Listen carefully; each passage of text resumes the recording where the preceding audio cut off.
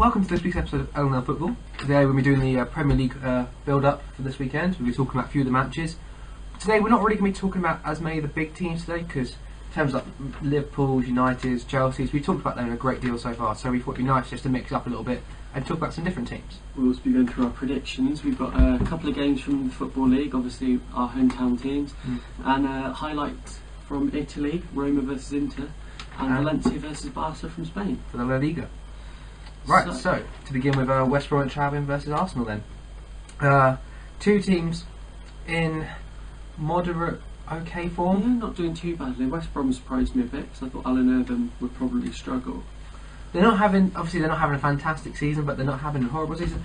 They're doing, in terms of improvement from last year, much greater improvement. I mean, I know we're only a short way through the season, but at the moment things look positive. They're not really near the relegation zone, around 13th. 13th's not too bad. No, so I think it's quite good. Nowhere did I just look at the table there. I did not just quickly try and load the table to help me out. But Arsenal, good win in the week. Yeah, good performance in the week. Alexis Sanchez got a good goal. So do you reckon? I know everyone talked about the Man United game. I think it was just a fluke. I think it was just one of those freak games, like the Leicester Man United game earlier season. It's one of those freak games. On another day, Arsenal have been 3-0 up after 25 minutes. Yeah, on any other day. If it hadn't been for De Gea and Wilshere, not be able to finish, and even Welbeck in that position would have put that way. Never an easy place to go. The Hawthorns is quite a tight stadium. It reminds me. It's a bit like Goodison Park in the sense of terms of small, compact. The fans are kind of in your face. It's West Brom put up good performances. I'm impressed because when I first got into football, West Brom were the classic yo-yo team. Yeah, they'd get promoted and then relegated straight away. I think QPR's straight back up and then relegated. I think QPR are kind of taking that spot at the moment. But West Brom last relegated in 2009, I believe. Yeah, came back up 2010 to 2011 later. Yeah, 2010 to 2011. I think they've had a good stable few years in the Premier League. Obviously, at the moment, I can't see them pushing beyond maybe a 10th place finish really at the moment with the way the club is. Yeah, they're not. Obviously, they're never going to be one of those teams that's. Well, I mean, a couple of seasons ago they were. But I think that was 8th or 9th. Yeah, but I think that was a Lukaku factor in that. I don't think they've I think that he was almost like a Suarez player in the sense that he just made the team tick and he was able to get those goals and just sort of. But in terms of, I think they could, sort of similar to Stoke. They've established themselves now as a Premier League team and look to build on it. And they can just hang on to mid-table status. And they'll keep going and going and trying to click and find a way to progress. Well, you never know, they could do a Southampton and suddenly, get a burst of form and spike in form. And see what that builds on them. Arsenal's defence is still something I think West Brom can exploit. West Brom did not look. I know, obviously, the first half West Brom pretty much camped in Chelsea's half last weekend, but Ben Foster's in good form as we saw in that game, and with Arsenal strikers sort of being a bit inconsistent. Maybe Foster keep. I don't think this is as clean cut as it would have been a few years ago. Of course, a few years ago, West Brom were still beating Arsenal in this fixture. Even after the result in midweek, Arsenal are still looking wobbly in the league. Yeah, they're still an inconsistent side. I'm going to go with 2-1 to Arsenal. I think they will win, but I think it'll be close. I'm going to say 3-1 to Arsenal because I think it's going to be 2-1 for the majority of the game, but Welbeck or someone will pop up. Counter. Yeah. Okay, next game we're going to talk about is Southampton versus City. Southampton's first real test of the season, I'd say. Yeah. I mean, obviously they played Liverpool and lost on the opening day, but that was before things had sort of settled down a bit. Yeah, and I feel like... And even then, they probably should have got something out of that. Yeah, they deserved to have. I mean... Obviously, everyone can see how well they're doing, and no one expected it. But do you feel like maybe that result gets Aston Villa came at the wrong time, if they'd kept up this winning streak, maybe it would have given them a bit more confidence going into this game and scared City a bit more? I think... Because for Aston Villa to hold them... It's going to be difficult for Southampton. No doubt. I know, actually, they've got quite a good record against City at home, and they beat them at home that season, and last season Daniel Osvaldo got that goal against City. Yeah, they've got a good record against City. I mean... Again, it's probably not somewhere that City are wanting to travel at the moment. Southampton have been excellent at home. Yeah, no, I don't think anyone really wants to play Southampton at the moment.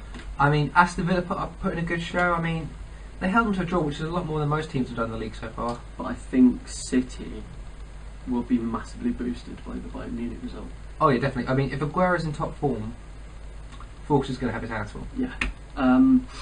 So, what do you reckon the score will be from that one then? I'm going to say 2-2. I think Aguero will get both City goals quite early on, but I reckon City will come a bit more complacent. They'll sit back, invite the pressure on, and Southampton will just nick it at the end. It's going to be full of goals, no doubt. Yeah. I've also gone for 4 goals, but I think it'll be 3-1 City. I think they'll just have too much quality, and Southampton, their season will start to catch up with them.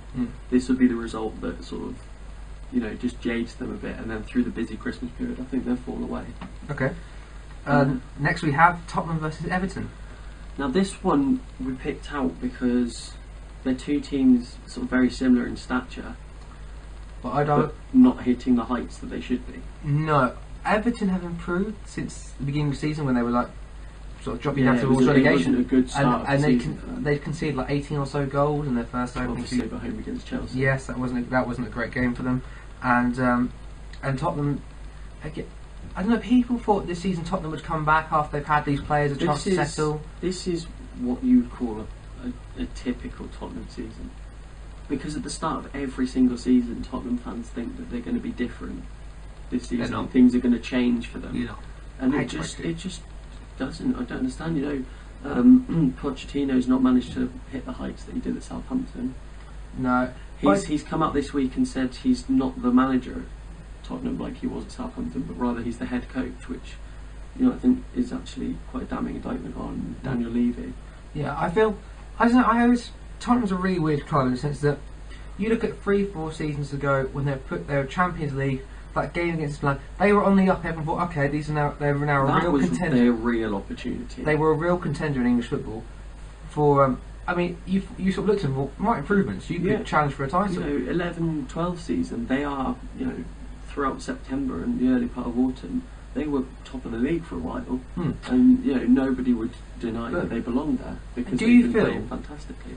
Do you feel Tottenham did in a sense what Liverpool have done? In a sense, you sold your big player for a lot of money, you invested it out, but you never quite got a team back together. Yeah, and didn't buy in the quality required to replace some the of the players gone. Some of the players Tottenham bought though were Eriksen, great player. Yeah, that was. Eriksen was the one signing I was jealous. I was jealous when Tottenham got Eriksen. I thought he's so wasted in there. Soldado's been woeful for the money they spent. And Lamella as well. I mean, these were two. I feel really bad for Lamella because I think he's actually a tremendous player. He was. I remember, and he didn't play at all. Hardly played at all last season. No, you do sort of feel maybe again it happens. Like I feel like Soldado and Lamella, they kind of brought a flop and a inconsistent performer. Do you feel it kind of went a bit downhill after Redknapp left? Definitely, but he fired Redknapp because he didn't get top 4. You think Redknapp's probably at that time when Redknapp took over, they were in the relegation zone, and he managed to get to the Champions League. The best manager Tottenham will have in the modern era. Yeah, I'd say so. Unless they go out and get someone world class. But then you're not attracting anyone world class at the moment. And tell me, does this then show maybe Pochettino was not as good a manager as we thought, and maybe it was just Southampton squad? Yeah, you could say that, but then again, the core from that Southampton squad has been ripped away and replaced by Koeman. So I'd say, does that make Koeman an exceptional? I'd probably argue that Pochettino is a good manager, but the conditions at Tottenham do not. No one wants that job. The conditions at Tottenham do not. They're not sort of nourishing for good managers. It doesn't help a good manager. Yeah. And if you look at Everton, of course, well, obviously they've improved massively. I mean, Lukaku's improved massively. Yeah, they're back above Liverpool in the league for the first time in a decent while. In a lot better form. This is a massive game, really, because if we actually look at the table, Everton 9th, Tottenham 10th. They both need this result to kick on. On the same level of points. Yeah. Both on 17. They both need this result in order to progress up the table. Yeah, I feel like, I don't know, because that sort of, from Man United down to Tottenham, that space is so tight. If anyone gets a result, it's just going to change. Especially against other teams. Yeah, in that area. Like we've got Newcastle, West Ham in there, 5th and 6th. I feel like right now, Chelsea, Southampton and Man City are the sort of the main three in terms of their positions aren't really good. Obviously tomorrow, obviously with the City and Southgate, those positions can change, but only in terms of one just goes like that. Down from 4th down to 10th, that is still an unstable area. I mean, we're not even a third of the way into the season yet. In 5-10 games this season, this table will shake out, and I think we'll see a lot of teams drop further down. Yeah. Again, I don't usually tend to trust the table till Christmas. I don't start to look at. I don't really look at it until then. Okay, so Everton, again with Everton now, I feel like obviously I feel like they just need to get ticking again. Like obviously the West Ham game was a really kind of dirty game. I mean, Barkley diving. It was a gritty game, but again, it shows the mark of a quality team that they can get through a game like that with a result. True. But still, I mean, Lukaku goal, miles offside. I don't know how you can give that. Barkley diving again. I don't know how the referee missed that. And again, I feel like that game. I feel like West Ham were unfortunate in that game, really, not to get something from that. I feel like Roberto Martinez has sort of sold out a bit because at Wigan they didn't play good football, and last season at Everton I felt that they were exciting to watch, even as a Liverpool fan. You know, like I remember call to mind the Arsenal game when they just went at Arsenal. This season I feel like they've reverted a bit back to. I remember in sort of mid-era Moyes they were quite a dirty team, lots of red cards, and I feel like they've gone a bit sort of back towards how Martinez had Wigan playing. Yeah, which is disappointing. But again, as we said, still early days. God knows what can happen the rest of the season. I mean, who do you reckon will get this one? I'm going to have to go for Everton to win this. I can't see Tottenham getting anything from this result. I mean, you've got let out of jail against Hull. I mean, that's something we didn't even talk about, of course, the Hull result. But I'm going to have to say 2-0 for Everton. As it's at White Hart Lane, I don't think it'll be that clean cut. But you know, neither side can defend particularly well, so I'm going with a 2-2 draw. Okay. Right, so other games in the Premier League, we've got Burnley versus Aston Villa. I'm going to say, after Burnley's good results against Stoke, but I think Aston Villa will still be able to get something out of the game, so I'm going to go for a 1-1 draw. I've got 0-0. Yeah, so both gone for a draw. Liverpool Stoke at Anfield. Stoke, I mean, a bit stuttery. Liverpool, not much better. After Ludacris, you feel like they've got to come out fighting, but will they? This will be the point where their character is tested. But I really can't. I could see Stoke nicking a win, but I think I'm still going to have to go for a Liverpool win, so I'm going to go for a 2-1 Liverpool win.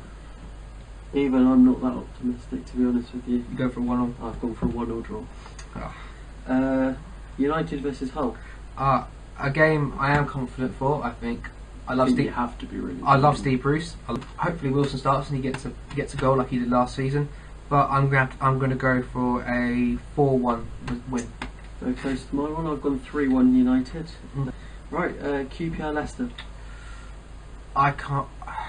This is one of the games where neither side has impressed me a great deal.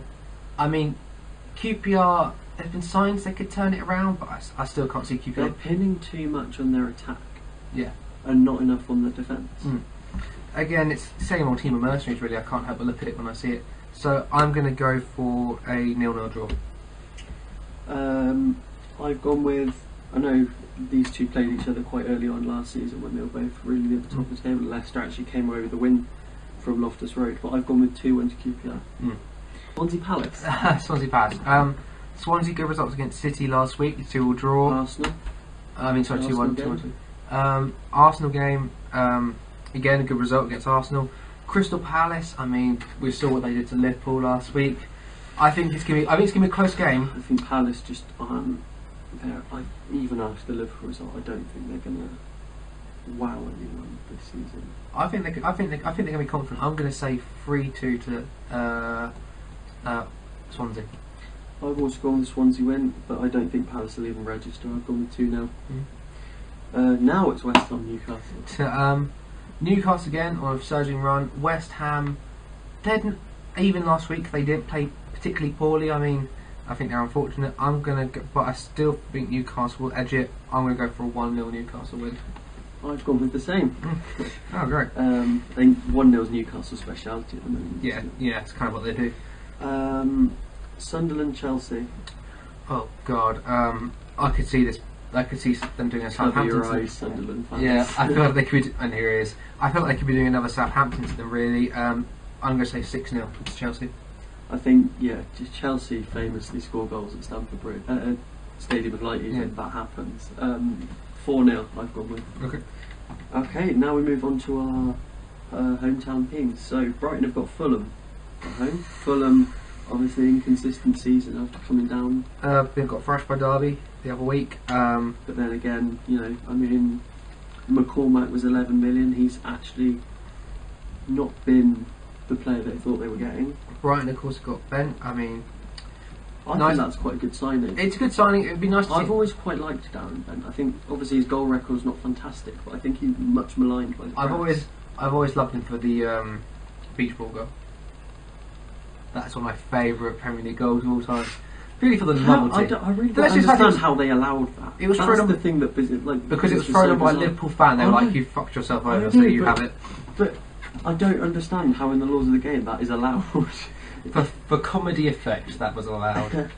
But I'm gonna Brighton, leaky defence, but got 3 goals against Norwich. I'm gonna go for a 2-1 Brighton win. I've gone for the same score, but the opposite way around. Yep. Fulham to win 2-1. Cheltenham versus Oxford. Close match. Cheltenham only just above Oxford in the table, but Oxford have got a better goal difference at the moment. Cheltenham have lost their last 4 games. I'm going to say Oxford 2-0. I'm not quite as confident in my team. I'm going with 1-0 to Oxford. Right, Italy. Roma versus Inter. I can't look past Roma for this.